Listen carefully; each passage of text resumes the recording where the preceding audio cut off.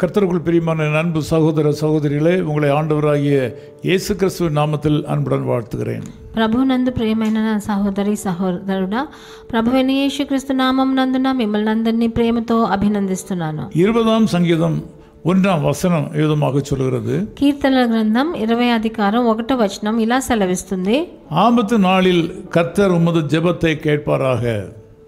ఆపత్కాలమందు యెహోవా నీకు ఉత్తరమిచ్చునుగాక. நாம் பல சந்தர்ப்பங்களில் ஜெபிக்கிறோம்.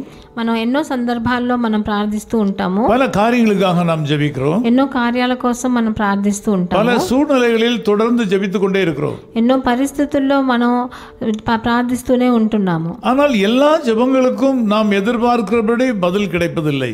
కానీ అన్ని ప్రార్థనలకి మనం ఎదురు చూసేలాగా బదులు ప్రభు దగ్గర నుంచి రాదు. எல்லா ஜெபங்களுக்கும் நாம் நினைக்கிறபடி பதில் கிடைக்கிறதில்லை. మనం అనుకున్నట్టు జవాబు ప్రభు దగ్గర నుంచి అన్ని ప్రార్థనలకు రాదు.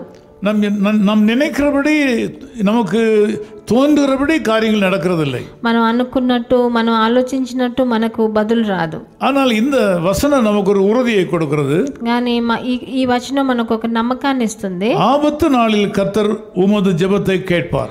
ఆపత్కాలమందు ప్రభు నీ ప్రార్థన ఆలకిస్తాడని. மிகவும் நெருக்கடியான கஷ்ட காலங்களிலே நீங்கள் ஏறெடுக்கிற ஜெபங்களுக்கு கட்டாயம் ஆண்டவர் பதில் அளிப்பார். మీరెంతో క్లిష్టమైన పరిస్థితుల్లో ఉన్నప్పుడు ప్రభు తప్పకుండా మీ ప్రార్థనకి బదులు ఇస్తాడని ఇక్కడ చెప్పబడి ఉన్నది. ஆபத்து நேரம் என்று சொல்லப்படுவது அது தேவன் நமக்கு சகாயம் பண்ணுவதற்கு ஏற்ற ஒரு நேரம். ఆపత్కాలము అని అంటే ప్రభు మనకు సహాయం చేయగలిగిన సమయం అది.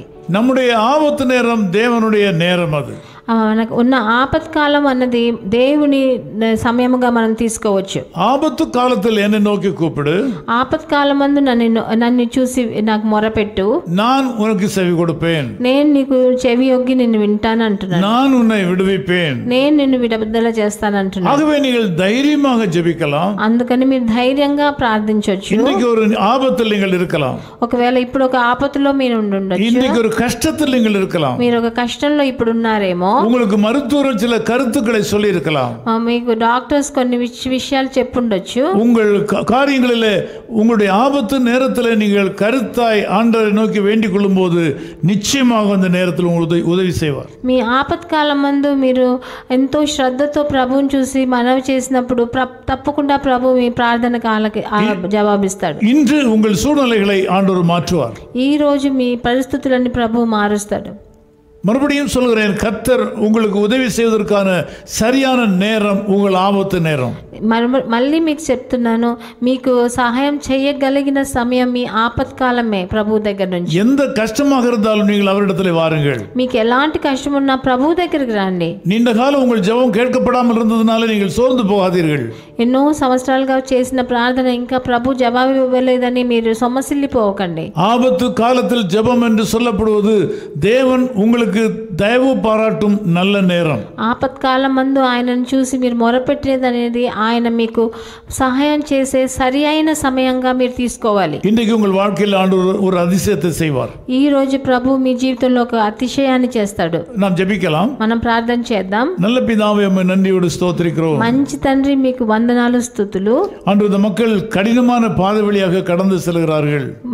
ప్రభువా, ఈ జనులందరూ ఎన్నో కఠినమైన త్రోవ ద్వారా వెళ్తున్నారు. சரீர பிரகாரமான நெருக்கடிகள், వాళ్ళకి శరీర ప్రకారమైన కష్టాలు, பொருளாதார பிரச்சனைகள், ఆర్థిక సమస్యలు, உறவுகளிலே பிரச்சனைகள், వాళ్ళకున్న సంబంధాలు, చుట్టాల నుంచి వచ్చే இனி సమస్యలు, அடுத்த அடி வைக்க முடியாது என்கிற ஒரு நிர்பந்த நிலை, ఇంకా ముందడుగా ఎలా వెయ్యాలో తెలియకుండా కూర్చున్నారు. இந்த நிலையில் இருக்கிற இந்த சகோதரனை சகோதரியை கர்த்தர் சந்திப்பீராக. ఇలాంటి పరిస్థితిలో ఉన్న సహోదరుడిని సహోదరిని మీరు కలవాలని వేడుకుంటున్నాను. உம்முடைய வார்த்தை வசன விதமாக சொல்கிறது, ஆபத்து காலத்தில் என்னை நோக்கி கூப்பிடு, நான் உனக்கு பதிலளிப்பேன் என்று.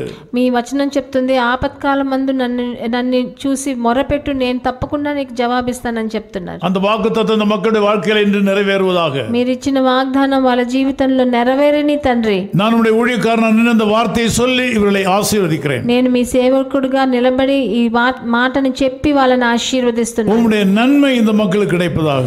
మీ మంచి ఈ మనుషులకు అందరికీ దొరకని இயேசு கிறிஸ்துவின் நாமத்தில் ஜெபிக்கிறோம் பிதாவே. ప్రభువైన యేసుక్రీస్తు నామం నందున వేడుకుంటున్నాం తండ్రి. ஆமென். ஆமென். கர்த்தாவியடியாருக்கு அடைக்கலம் நீரே, சகாயம் செய்யும்படிக்கு எழுந்தருள்வீரே.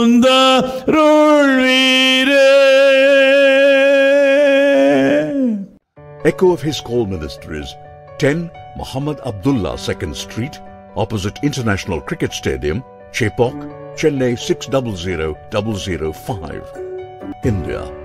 Phone 9144-2852-8282. Mobile phone and WhatsApp 91-98412-71858. Email sam@echoofhiscall.org. Website www.echoofhiscall.org. God bless you.